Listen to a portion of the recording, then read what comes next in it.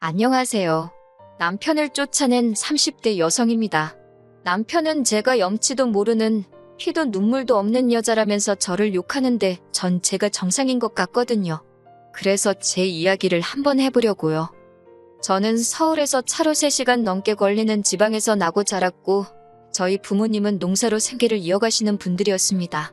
제가 일기론 어머님 나이가 40 가까이 될 때까지 아이가 생기지 않다가 기적적으로 저를 가지셨다대요. 문제는 저를 출산하신 이후로 어머니께서 건강이 안 좋아졌기에 원래도 넉넉지 못했던 집안 사정이 더 안 좋아졌다고요. 하지만 저희 부모님께선 당신들 능력이 닿는 선에선 저에게 최선을 다해주셨고 그래서 저도 더 앞바리처럼 열심히 살았네요. 그래서 전액장학금을 받는 조건으로 대학을 다니게 되었지요. 하지만 등록금을 제외하더라도 서울에서 대학 생활을 시작하니 기숙사비부터 시작해서 정말 숨쉬는 거 하나하나가 다 돈이더라고요. 게다가 나중에 알게 된 게 기숙사가 오히려 근처 고시원보다 비싸더라고요. 그래서 1학년 2학기엔 바로 사는 곳을 고시원으로 옮겼네요. 사실 당시 이미 저희 부모님은 두 분 다 환갑에 가까운 나이셨기에 가능한 경제적인 부담은 드리고 싶지 않았거든요. 그래서 일주일에 과외만 4-5개를 하며 돈을 벌었어요. 정말이지 학교와 과외, 그게 제 생활의 전부였지요. 그렇게 살다가 대학교 3학년이 되었을 때 군대에서 전역한 지금의 남편으로부터 고백을 받았습니다. 연애는 생각해본 적도 없었고 관심도 없었기에 단칼에 거절을 했지만 남편은 몇 번이고 저에게 들이대길 반복하대요. 10번 찍어 안 넘어가는 나무 없다더니 저도 그런 나무였던 모양입니다. 결국 끈질긴 남편에게 제가 마음의 문을 열었고 연인 사이가 되었거든요. 하지만 남편하고 어디 분위기 좋은데 식사를 하러 간다거나 같이 여행을 간다거나 그런 일은 없었어요. 말이 나와서 말이지만 이혼하게 된 마당에 지난 기억을 포장하고 싶진 않네요. 어떻게 들릴지 모르겠지만 제가 형편이 좋질 않았으니 남들 하는 평범한 연애엔 욕심도 없었어요. 어쩌다 정말 영화 한 편 보고 밥 한 끼 그것도 10,000원 안팎의 메뉴로 먹고 솔직히 전역한 대학생 남자가 돈이 있으면 얼마나 있었겠어요? 그래도 마음은 진심이려니 믿었기에 결단코 서운하거나 섭섭하다 생각해본 적은 없습니다. 그리고 분명히 말해두지만 당연히 남편에게 돈을 빌려다 쓴다거나 구두나 가방처럼 삐까뻔쩍한 선물을 받은 적도 없어요. 그런 걸 원하거나 기대한 적도 없고요. 이후로 남편과 저는 같은 해에 졸업을 했고 저는 그때부터 더 치열하게 살아야만 했습니다. 남편은 바로 중소기업에 취직을 했지만 저는 은행에 입사하는 것이 목표였기 때문에 다른 회사들은 쳐다보지도 않았네요. 하지만 제가 첫 해에는 취업에 실패해서 이후로는 어쩔 수 없이 과외와 취업 준비를 병행해야만 했습니다. 이때도 남편에게 따로 경제적으로 도움을 받은 건 없어요. 남편은 그래도 하는 말이 데이트할 때는 자기가 다 비용을 부담했다 하는데 맹세컨대 끼니에 20,000원이 넘는 곳에 가본 적이 없었고 데이트라고 해봤자 제 공부 때문에 한 달에 한두 번 본 게 전부입니다. 그리고 저도 사람인데 남편에게 왜 미안한 마음이 없었겠어요. 혹시라도 좋은 사람이 생기면 언제든 떠나도 좋다고 했습니다. 가는 사람 붙잡고 오는 사람 다 받아줄 만큼 녹록한 인생이 아니었으니까요.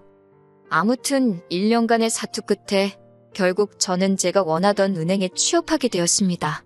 비로소 제 인생도 조금의 안정을 되찾는구나 싶었지요. 은행에 들어가고자 한 건 가놓고 말해서 제가 뭐 직업적 사명 그런 게 있던 건 아닙니다. 단순히 타 직종에 비해 연봉이 높았고 처우도 좋았기 때문이에요. 저는 월급의 70%를 저축할 만큼 예전처럼 알뜰하게 살았는데 남편은 이를 꽤나 서운해했어요. 하지만 지난 3년간 남편이 한결같이 제 옆에 있어준 건 사실이었고 얼마를 어떻게 썼건 간에 그 당시엔 남편도 그게 최선이었을 거라 생각하니 그 서운한 마음을 제가 받아줘야겠다 싶더군요. 그래서 제가 먹을 거 덜 먹고 살 거 덜 사가며 이따금씩 좋은 선물도 해주고 멋진 곳에서 식사도 사주고 그랬습니다. 반면 중소기업에 들어간 남편의 주머니 사정은 대학생 때에 비하면 나아지긴 했지만 저에 비하면 넉넉하진 않았지요. 그렇다 보니 남편이 준비하는 데이트는 솔직히 예전과 별반 달라진 게 없었어요. 저도 사람이고 사회생활을 하다 보니 그런 것들을 비교하지 않을래도 비교하게 되고 안 보려 해도 보게 되더라고요. 그래도 행여나 남편이 자존심 상해할까 싶어서 그런 부분에 있어서는 아무런 티도 내지 않았습니다. 저도 돈이 없었던 시절이 있었으니 얼마든지 이해하고 품어줄 수 있었어요. 그렇게 또 몇 년을 연애를 하다가 작년 초 마침내 부부의 연을 맺게 되었습니다. 친정 부모님은 어느덧 7순을 넘은 나이셨고 제가 생활비를 70만 원씩 보내드리고 있었네요. 그리고 저는 직장 생활을 하며 모은 돈으로 경매를 했는데 운 좋게 작은 상가를 낙찰받아 꽤나 쏠쏠한 부수입을 얻고 있었고요. 그런데 문제는 상견례 자리에서 이런 이야기들이 제 의사와는 상관없이 전부 다 오갔다는 거예요. 남사스럽긴 하지만 연로하신 저희 부모님께선 어느 상황이건 누굴 만나건 그렇게 제 자랑을 하세요. 이후로 상대방 입에서 딸을 너무 잘 키웠다는 소리가 나오길 기다리시지요. 그 소리를 듣는 게 저희 부모님에겐 기쁨이고 낙이라는 건 진작에 알고 있었습니다. 그래도 설마 상견례 자리에서도 그러실까 싶었는데 그 버릇을 어쩌지 못하시더라고요.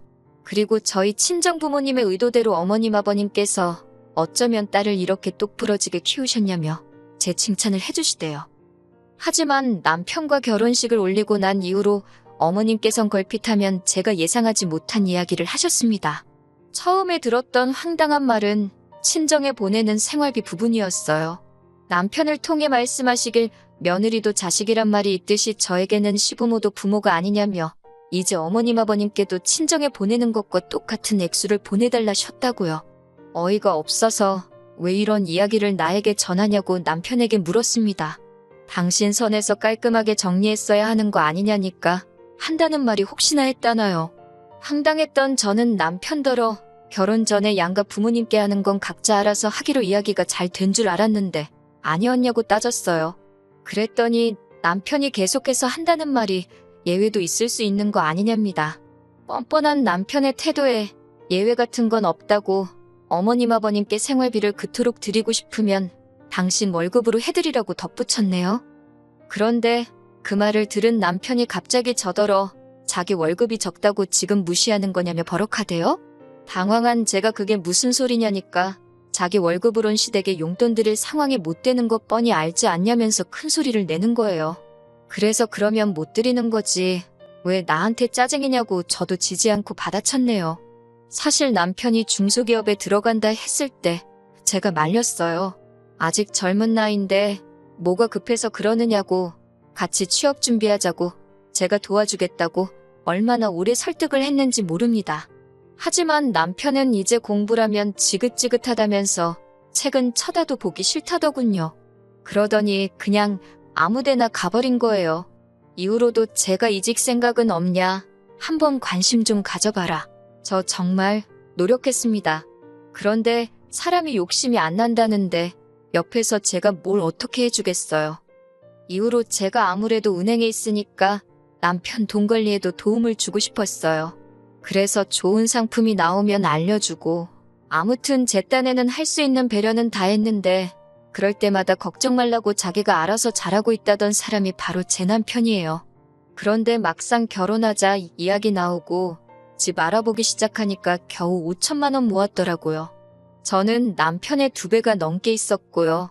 게다가 연봉도 남편의 2배였으니 솔직히 이런 것만 보면 아마 모르는 사람은 그런데 뭐하러 결혼했냐. 네 팔자 네가 꼰 거다 할 겁니다.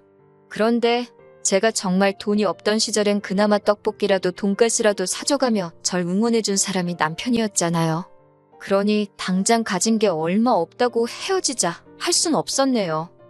결국 제가 모은 돈에 제가 대출을 받아서 집을 마련했고 남편은 자기가 모은 돈으로 저희가 같이 타고 다닐 거라며 차를 뽑대요. 집은 당연히 제 명의로 했는데 남편이 너무 서운하다 해서 차는 당신 명의로 하라 했습니다.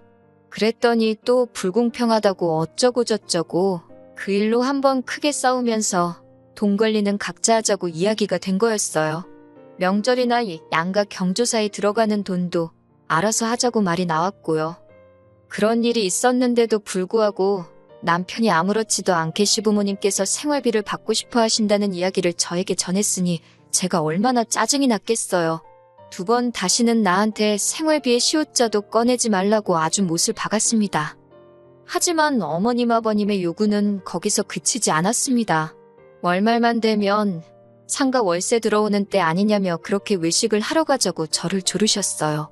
기분 좋게 외식할 수도 있지요. 그런데 문제는 돼지갈비나 뭐 그 정도가 아니라 꼭 투프라누라던가 호텔 스시라던가 값 나가는 음식만 드시려고 하는 거예요. 정작 제 친정 부모님은 멀리 사시니 식사 한번 같이 하기도 어려운 상황이었는데요.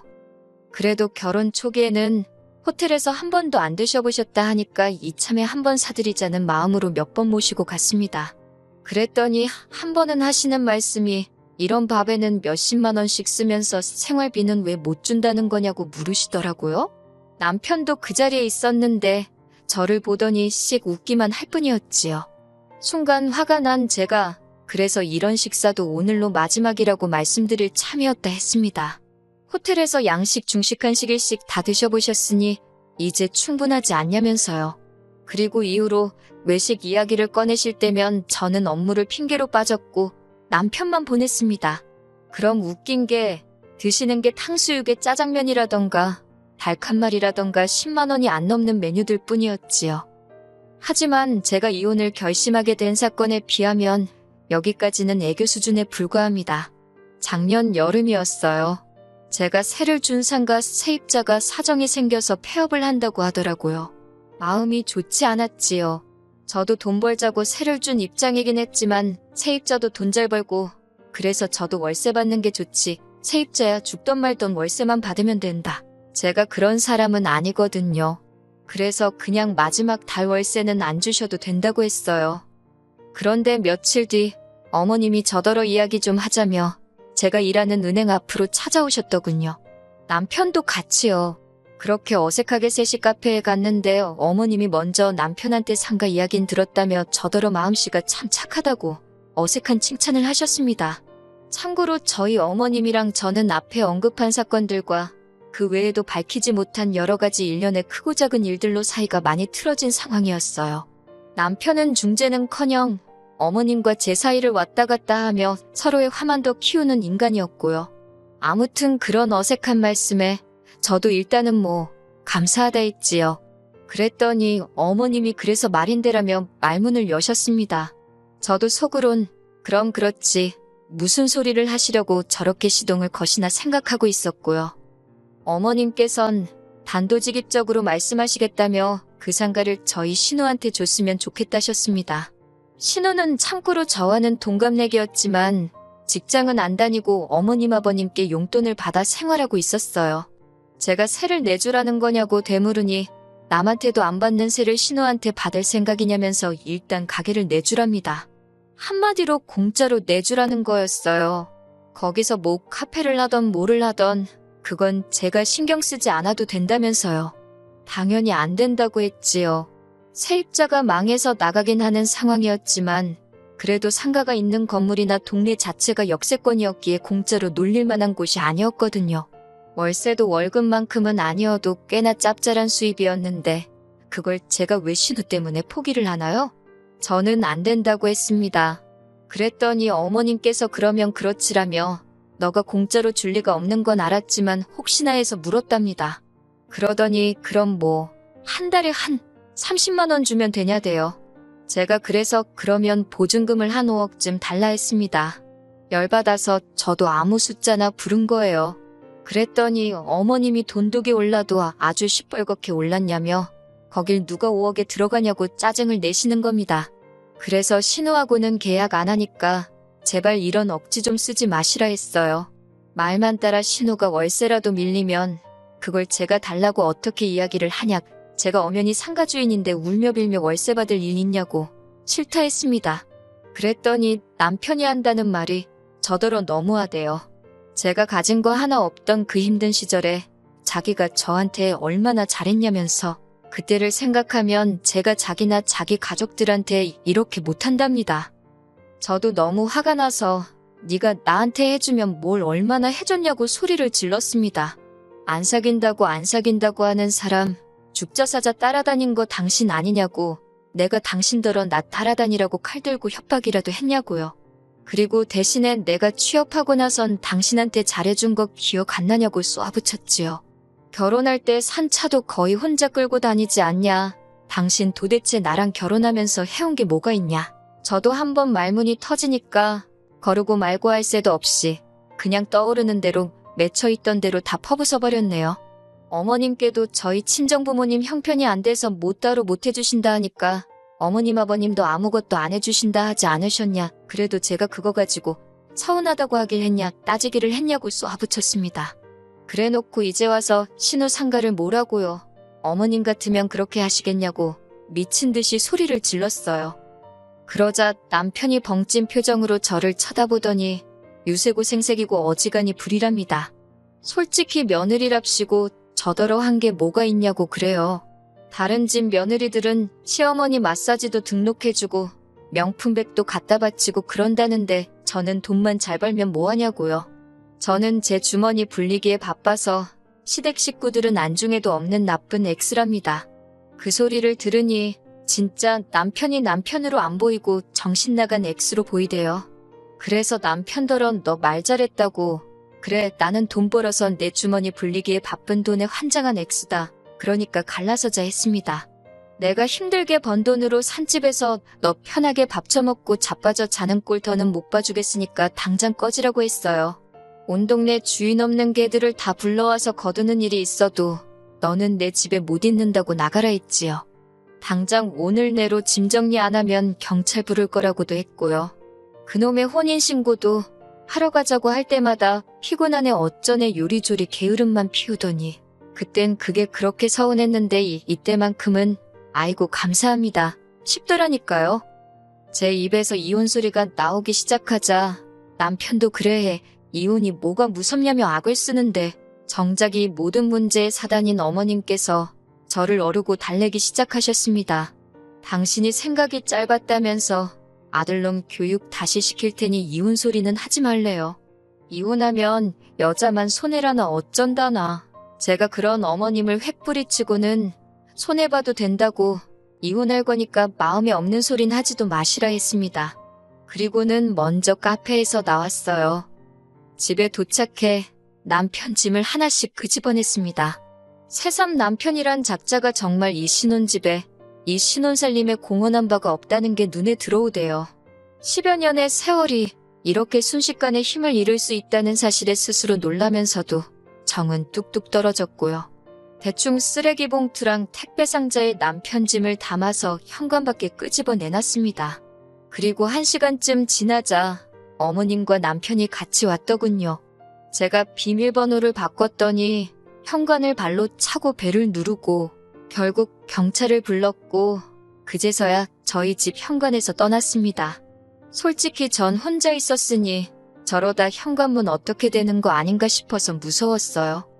저는 집을 팔기 위해 내놓은 상황이고 지금은 은행 근처 오피스텔에서 머물고 있습니다. 남편은 하루에 12번도 미안하다 했다가 저더러 나쁜 엑스라 했다가 솔직히 무서워요.